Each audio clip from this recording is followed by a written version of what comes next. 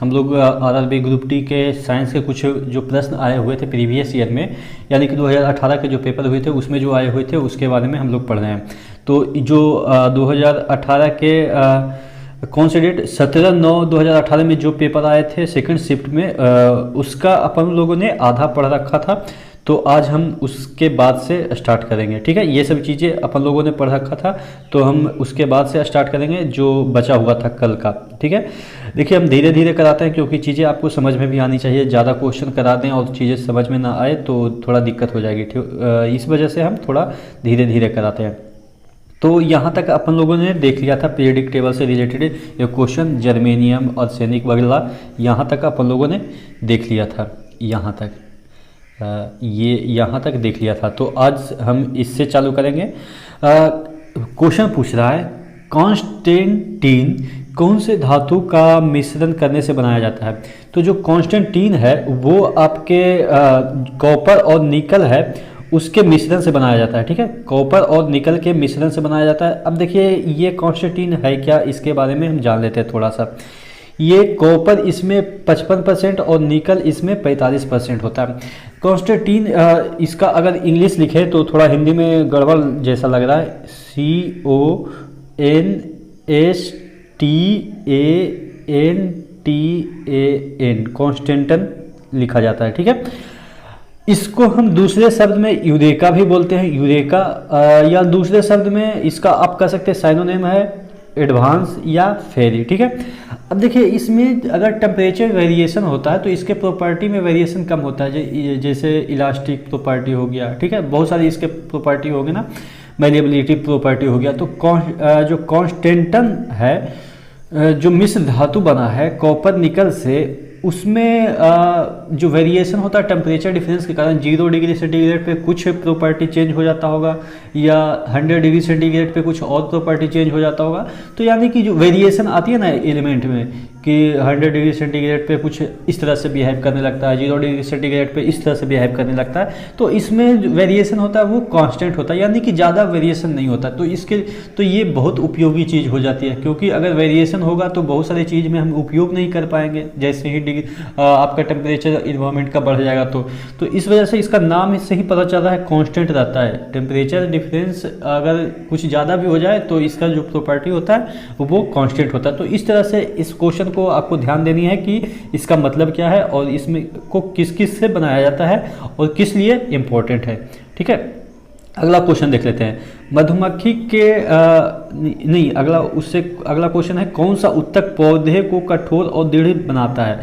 तो स्क्लेरन काइमा जो उत्तक है, टिश्यू है, वो पौधे को कठोर और दृढ़ बनाता है। देखिए स्क्लेरन काइमा है या कोलेन काइमा है या जो भी मतलब कि प्लांट के टिश्यू है, उसके बारे में मैंने आपको एक प्रॉपर लेक्चर लिया है 2 दिन पहले, ठीक है। तो उस लेक्चर को जाके देखेंगे, क्योंकि जो स्क्लेरन काइमा है एक प्रश्न पिछले शिफ्ट में, फर्स्ट शिफ्ट में कोलेन काइमा पे आया हुआ था कि कौन सा टिश्यू लचीलापन प्रदान करता है पौधे को।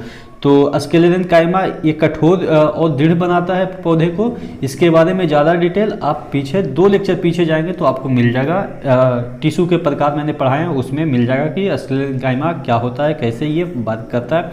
यहाँ पे अगर बताना चाहें तो देखिए जो आपके कोकोनट का जितना बाहरी कवच होता है वो क्या होता है, वो भी एक टिश्यू है। तो वो स्क्लेरन काइमा, यानी कि स्क्लेरन काइमा क्या होता है, मरा होता है, यानी कि डेड होता है, दृढ़ होता है, कठोर होता है, ठीक है।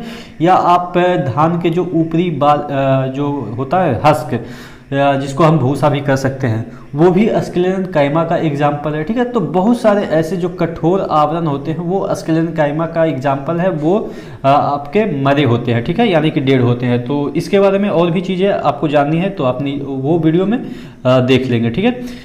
मधुमक्खी के डंक का इलाज करने के लिए किसके घोल का उपयोग किया जाता है। देखिए मधुमक्खी के डंक अगर किसी को मार दिया गया तो उसके लिए बेकिंग सोडा का इस्तेमाल किया जाता है। अब प्रश्न पूछा जाता है बेकिंग सोडा ही क्यों, कोई और चीज़ क्यों नहीं। तो देखिए बेकिंग सोडा क्या है, एक बेस है, यानी कि क्षार है। आपके मधुमक्खी के डंक से जो निकलने वाला केमिकल होता है वो एक एसिड होता है, ठीक है, फॉर्मिक एसिड होता है। अब देखिए जो एसिड होता है उसको न्यूट्रलाइज करना है, तो न्यूट्रलाइज करना है किसके द्वारा न्यूट्रलाइज करेंगे, बेकिंग सोडा के द्वारा करते हैं, यानी कि जो डंक छोड़ा गया, फॉर्मिक एसिड आपके शरीर में छोड़ा गया, तो फॉर्मिक एसिड को न्यूट्रलाइज करने के लिए बेकिंग सोडा का इस्तेमाल किया जाता है। देखिए फॉर्मिक एसिड एक वीक एसिड है, तो हम यहाँ पे वीक बेस का इस्तेमाल करेंगे, ठीक है। अब वीक एसिड के वीक एसिड हमारे शरीर में छोड़ा गया और हम स्ट्रॉन्ग बेस का इस्तेमाल करें उसको न्यूट्रलाइज करने में, जैसे NaOH है स्ट्रॉन्ग बेस, तो स्ट्रॉन्ग बेस का इस्तेमाल करेंगे तो उसका जो क्षारीयता है वो कुछ बना रहेगा न्यूट्रलाइज करने के बाद भी, तो वो भी हमारे लिए हानिकारक है। तो यहाँ पे वीक एसिड हमारे शरीर में डाला गया मधुमक्खी द्वारा, तो हम वीक बेस का इस्तेमाल करेंगे उसको न्यूट्रलाइज करने के लिए। और वीक बेस हमारा क्या है, यानी कि कमजोर क्षार क्या है, बेकिंग सोडा है। तो मुझे लग रहा है कि ये प्रश्न से रिलेटेड और भी प्रश्न पूछे जाएंगे, वो आपको समझ में आ गए होंगे। अगला क्वेश्चन है, परमाणु के भीतर न्यूट्रॉन और प्रोटॉन पर आरोपित बल कहलाता है। देखिए जो हमारे न्यूट्रॉन और प्रोटॉन के बीच जो बल लगता है उसको कहते हैं नाभिकीय बल। अब इससे और भी प्रश्न क्या बनते हैं कि कितने फंडामेंटल फोर्स हैं। देखिए हमारे एग्जिस्टेंस में 4 तरह के फंडामेंटल फोर्स हैं, आपको इसके बारे में थोड़ा सा डिटेल दे दूं, 1 मिनट। हाँ, कौन कौन से? एक होता है ग्रेविटेशनल फोर्स, ग्रेविटेशनल फोर्स, ठीक है, ग्रेविटेशनल फोर्स। दूसरा होता है वीक न्यूक्लियर फोर्स, और तीसरा होता है magnetic force, magnetic force, electromagnetic आप इसको कह सकते हैं, इलेक्ट्रोमैग्नेटिक, हाँ मैग्नेटिक फोर्स। और चौथा होता है strong nuclear force, strong nuclear force. यानी कि जो न्यूक्लियर फोर्स होते हैं वो 2 प्रकार के होते हैं, एक वीक न्यूक्लियर फोर्स होते हैं और एक स्ट्रॉन्ग न्यूक्लियर फोर्स होते हैं। अब ये भी प्रश्न पूछा जा सकता है कितने तरह के फोर्स होते हैं फंडामेंटल, तो 4 तरह के।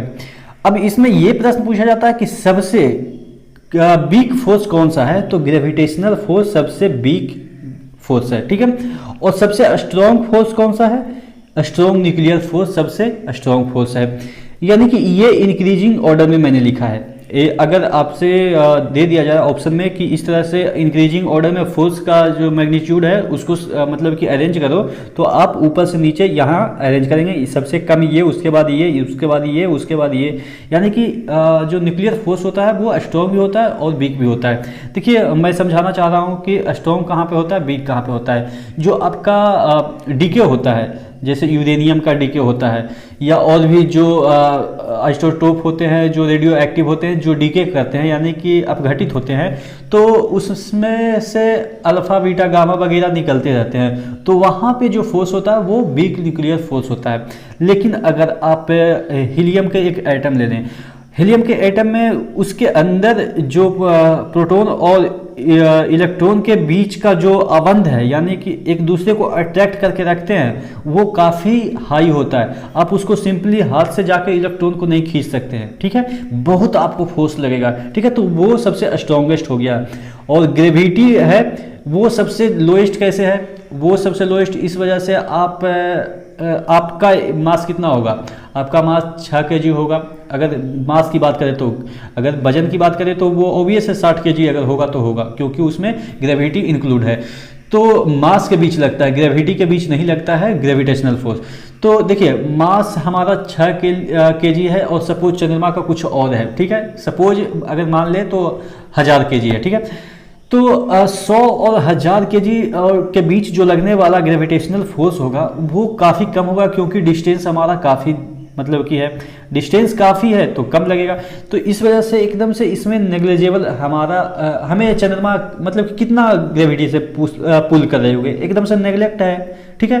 तो इस वजह से ग्रेविटी सबसे कम होता है, और स्ट्रॉन्गेस्ट कौन होता है, न्यूक्लियर फोर्स होता है।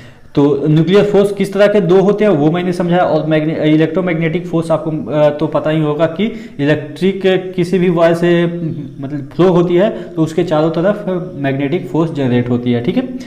तो ये थी इस क्वेश्चन का मतलब, और मुझे लग रहा है कि चीज़ें आपको अच्छे से समझ में आ गई होगी। अब अगला क्वेश्चन है, धातुओं की विद्युत प्रतिरोधकता का सही क्रम क्या। देखिए इसमें इंक्रीजिंग या डिक्रीजिंग ऑर्डर में सरियाना था कि धातु का प्रतिरोधकता यानी कि रेजिस्टेंस किसमें सबसे ज़्यादा होती है और सबसे कम होती है। तो उसमें 4 ऑप्शन दिए होंगे, तो उसमें ये अरेंज किया गया है कि जो आपके सिल्वर है, ठीक है, एजी को हम क्या लिखते हैं, सिल्वर, यानी कि सिल्वर को ही हम एजी लिखते हैं। इसका लैटिन नेम है अर्जेंटम, ठीक है, याद रखिएगा, ये भी पूछा जा सकता है कि सिल्वर का लैटिन नेम क्या है, तो अर्जेंटम है। और उसके बाद है उसका किसका मतलब कि फिर प्रतिरोधकता बढ़ती है, सबसे कम प्रतिरोध किसके पास है, एजी के पास, यानी कि सिल्वर के पास। उसके बाद टंगस्टन के पास। टंगस्टन को हम डब्ल्यू से क्यों लिखते हैं, क्योंकि लैटिन में इसको वोल्फ्राम कहते हैं, ठीक है, WOLF, इस तरह से WOLFFRAM, वोल्फ्राम, ठीक है। तो लैटिन नेम भी आपको याद करनी है, कुछ भी कोई एलिमेंट्स का पूछ भी देता है। उसके बाद निकल का है, उसके बाद आपका मरकरी का है, ठीक है। तो इस तरह से प्रतिरोधकता है सबसे ज़्यादा किसके पास है, मरकरी के पास, उसके बाद निकल, उसके बाद वोल्फ्राम और उसके बाद सिल्वर का, ठीक है। ऑप्शन के अकॉर्डिंग किसका यूनिवर्स में किसका ज़्यादा है वो मैटर यहाँ पे नहीं कर रहा है, ऑप्शन में दिया हुआ था कि इन सभी में से, ठीक है। तो इन सभी में से सबसे कम अर्जेंटम का है, यानी कि सिल्वर का है। अगला प्रश्न है, राज्यसभा का जो सदस्य होते हैं उनके जो सदस्य होते हैं उनका कार्यकाल कितने वर्ष का होता है, तो 6 वर्ष का होता है, ये आपको पता है। और 2 वर्ष के बाद 1/3 रिटायर भी हो जाते हैं, ठीक है, यानी कि उनका कार्यकाल खत्म हो जाता है। किसी परिपथ में 6 मिनट में 0.06 एम्पियर धारा प्रवाहित होता है, तो इसमें प्रवाहित विद्युत आवेश की मात्रा क्या होगा। तो देखिए विद्युत आवेश, या आपको एक मैं फॉर्मूला बताता हूँ, उससे सब चीज़ निकल जाएगा। एम्पियर बराबर क्या होता है, यानी कि करंट बराबर क्या होता है, कूलम्ब अपॉन टाइम होता है, ठीक है, कूलम्ब अपॉन टाइम, यहाँ पे सी होगा, ठीक है, कूलम्ब अपॉन टाइम होता है। अब देखिए कूलम्ब को ही ये आवेश को क्यू से रिप्रेजेंट कर सकते हैं, ठीक है। तो कोई बात नहीं, आप समझ गए होंगे, यहाँ पे मैं आवेश लिखना चाह रहा हूँ, ठीक है, चार्ज। अब देखिए एम्पियर कितना दे रखा है, यहाँ पे 0.6 दे रखा है, 0.6 एम्पियर दे रखा है। और टाइम कितना दे रखा है, एक स्टैंडर्ड हम यूनिट माने तो टाइम का, तो सेकंड में होता है, तो 6 × 60 हो जाएगा, ठीक है, इतना सेकंड हो गया। तो आपसे क्या पूछा जा रहा है कि आवेश की मात्रा क्या हो जाएगी, विद्युत आवेश की मात्रा क्या हो जाएगी। आवेश तो ऊपर है, आवेश ऊपर है, तो इसको इधर मल्टीप्लाई कर देंगे, तो 6 × 36 और 6 का कितना हो जाएगा, ये 216 हो जाएगा, क्योंकि 0 से ये वाला पॉइंट कैंसिल हो जाएगा, तो 216 यहाँ पे देखेंगे, 216 कूलम्ब हो जाएगा। तो कैसे अपन निकाला, उस फार्मूला को याद रखेंगे तो आप टाइम भी निकाल सकते हैं, आप धारा भी निकाल सकते हैं, आप आवेश भी निकाल सकते हैं, कोई भी चीज़ पूछे आप निकाल सकते हैं। ये वाला जो क्वेश्चन है वो थोड़ा गलत है, इस वजह से मैंने इसको नहीं बताने की कोशिश की है, क्योंकि देखिए गलत तो नहीं बता सकता, क्योंकि इसमें प्रिंटिंग मिस्टेक है, कुछ चीज़ें इसमें गलत दे रखी है। इस बुक के बारे में मैं डिटेल में बताऊंगा, अगले जो लेक्चर होंगे उसमें मैं बुक के बारे में ही बताऊंगा, क्योंकि बहुत सारे लोग बुक के बारे में पूछ रहे थे, और इस बुक में कुछ खामियां हैं, इसलिए मैं नहीं बता रहा था, लेकिन फिर भी मैं बता दूंगा, ठीक है। तो आगे बढ़ते हैं। चंद्रमा पर किसी वस्तु का भार पृथ्वी पर उस वस्तु के भार का कितना होता है, तो ये मैंने, या ये तो चीज़ें आपको हमेशा याद रहती है कि अगर आप यहाँ पे 6 kg का है तो चंद्रमा पे जाएंगे तो 1 kg का हो जाएगा, यानी कि 1/6 हो जाता है चंद्रमा पे जाने के बाद, ठीक है। अगला क्वेश्चन देख लेते हैं, ऐसा क्यों होता है, ग्रेविटी के कारण होता है, ठीक है। जैसे यहाँ पे 9.8 है, तो ऊपर जाएंगे तो चंद्रमा पे जाएंगे तो 1/6 से उसको मल्टीप्लाई कर देंगे ना, तो जितना वहाँ ग्रेविटी हो जाएगी वही ग्रेविटी वहाँ की आएगी, ठीक है। मास तो कहीं चेंज नहीं होता है। इसमें ये भी प्रश्न पूछा जाता है कि चंद्रमा पे जाने के बाद हमारा जो मास होता है उसमें कितना चेंज होता है, तो बच्चे तो याद करके जाते हैं, रट के जाते हैं, साइंस को बढ़िया से नहीं पढ़ते तो 1/6 कर देते हैं, ठीक है, तो वो गलत हो जाएगा। भार में डिफरेंस आता है। भार में डिफरेंस क्यों होता है, क्योंकि वहाँ पे ग्रेविटी कम है, ठीक है, इस वजह से। तो दोनों को डिफ्रेंशिएट करके याद रखिएगा। मास और वेट में अंतर है मेरे दोस्त।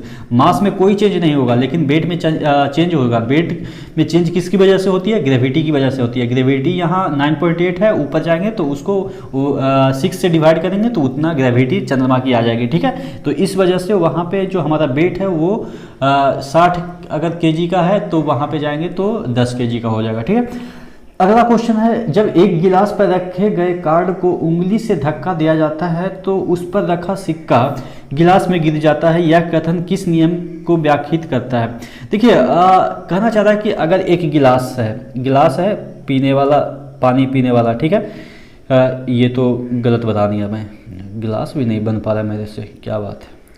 चलिए ठीक है, ये गिलास है, यहाँ पे पानी रखा हुआ है, यहाँ पे एक सीट रखा हुआ है, ठीक है, कागज का सीट रखा है, और यहाँ पे एक सिक्का रखा हुआ है। इसको यहाँ से हम पुश करें तो एक इधर से ये गिर जाएगा, लेकिन ये जो सिक्का है इधर गिरने के बजाय इस पानी में गिर जाता है। प्रश्न पूछा जाता है कि ये कौन सा गुण के कारण होता है, तो ये जड़ता का नियम, ठीक है, जो इनर्शिया का जो नियम है, लॉ ऑफ इनर्शिया है, उसके कारण, यानी कि न्यूटन के फर्स्ट जो नियम है उसके कारण ये सिक्का नीचे गिर जाता है। अब इसके पीछे का फिजिक्स हम जान लेते हैं। देखिए, इसको दिए इधर धक्का तो ये तो इधर चला जाएगा, इस पे तो हमने कुछ नहीं किया।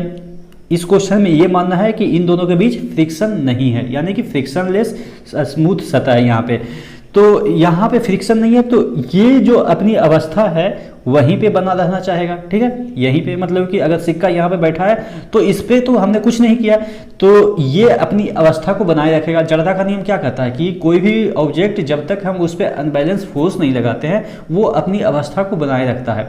तो इस पे तो हमने फोर्स नहीं लगाया, हमने फोर्स इस पे लगाया और इसके बीच फ्रिक्शन है ही नहीं, तो फ्रिक्शन नहीं है तो ये क्या करेगा कि अपनी अवस्था को यहीं पे बनाए रखेगा, और यहाँ पे जैसे ही ये हटा तो यहाँ तो हवा है, तो यानी कि ये नीचे गिर जाएगा, तो यानी कि ये जड़ता के कारण होता है। ठीक है, बात समझ में आ गई होगी मुझे लग रहा है आपको। लास्ट क्वेश्चन है, किसी वस्तु का भार सर्वाधिक होता है तो कहाँ पे होता है? अगर पृथ्वी पे कहीं पे ले जाते हैं कोई भी ऑब्जेक्ट तो सबसे ज़्यादा भार ध्रुवों पर होता है। अब इसके पीछे का कारण मैं बताता हूँ। देखिए, जो आपका 9.8 होता है ना, वो एवरेज लिया जाता है कि पृथ्वी पे हमारा जो ग्रेविटेशन होता है 9.8 होता है, लेकिन एग्जैक्ट में 9.8 नहीं होता है। आप जहाँ पे खड़े होंगे वहाँ पे कुछ और होगा, हो सकता है कि 9.2 होगा। आप कोई आपके भाई कहीं और खड़े होंगे तो हो सकता है वहाँ पे 9.3 हो जाएगा। यानी कि देखिए, हमारा पृथ्वी क्या है, हमारा पृथ्वी ऊबड़ खाबड़ ऐसा तो नहीं है कि एकदम से प्लेन है।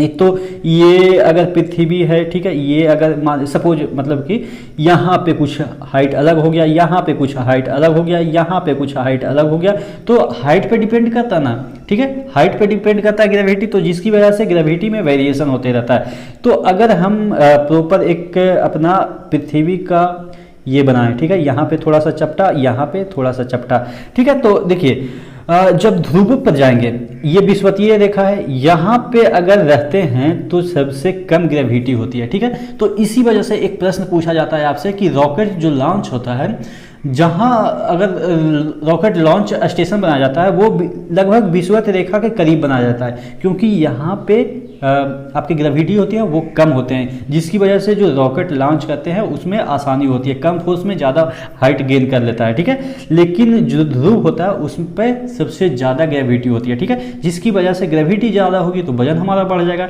लेकिन अगर कोई बंदा ध्रुव पे होगा तो वो सबसे हल्का फील करेगा, ठीक है। जैसे 10 kg का बंदा और 10 kg का, मास की मैं बात कर रहा हूँ, सेम अगर ध्रुव पे एक बंदा है और एक बंदा आपके एक ध्रुव पे है और एक बंदा विषुवतीय रेखा पे है, तो जो विषुवतीय रेखा पे बंदा होगा उसका जो वेट होगा वो कम हो जाएगा ध्रुव पर के बंदे का, यानी कि ध्रुव पर का जो बंदा होगा उसका जो वेट है वो ज़्यादा हो जाएगा, थोड़ा सा ज़्यादा हो जाएगा, ठीक है। तो आशा करते हैं चीज़ें आपको समझ में आई होगी, इससे रिलेटेड के पीछे का साइंस आपको समझ में आई होगी, क्योंकि मेरा मानना है कि जब तक आप इस तरह के क्वेश्चन को इसके पीछे के फिजिक्स या केमिस्ट्री या बायो से नहीं समझेंगे, वो इस तरह से याद करते करते आप थक जाएंगे, ठीक है। इसके बारे में डिटेल से भी मैं चर्चा करूंगा कि कैसे लोग परेशान हो जाते हैं, सिर्फ बुक खरीद लेते हैं, उनको समझ में नहीं आता कि कैसे पढ़ना चाहिए, रटना चालू कर देते हैं। तो रटना नहीं है मेरे दोस्त, क्योंकि ये साइंस है और साइंस को जितना रटेंगे उतना पेचीदा हो जाएगा, समझेंगे जितना आसान हो जाएगा, ठीक है। तो नेक्स्ट वीडियो में नेक्स्ट अपडेट के साथ मिलते हैं, और इसी तरह से चैनल को अगर सब्सक्राइब नहीं किया तो चैनल को सब्सक्राइब कर दें, वीडियो को शेयर कर दें, क्योंकि देखिए मेरे दोस्त, अगर आप मुझे मोटिवेट करते हैं तो ऑब्वियस है आपको फ़ायदा ही होगा, और मैं दुगने उत्साह के साथ आपकी सेवा करता रहूँगा। वैसे तो इस पूरे सेट का मैं मतलब 2018 का जो भी आया है ग्रुप डी में वो सभी मैं कराऊँगा, एकदम से डिटेल में कराऊँगा, ठीक है। तो नेक्स्ट वीडियो में मिलते हैं, तब तक के लिए धन्यवाद।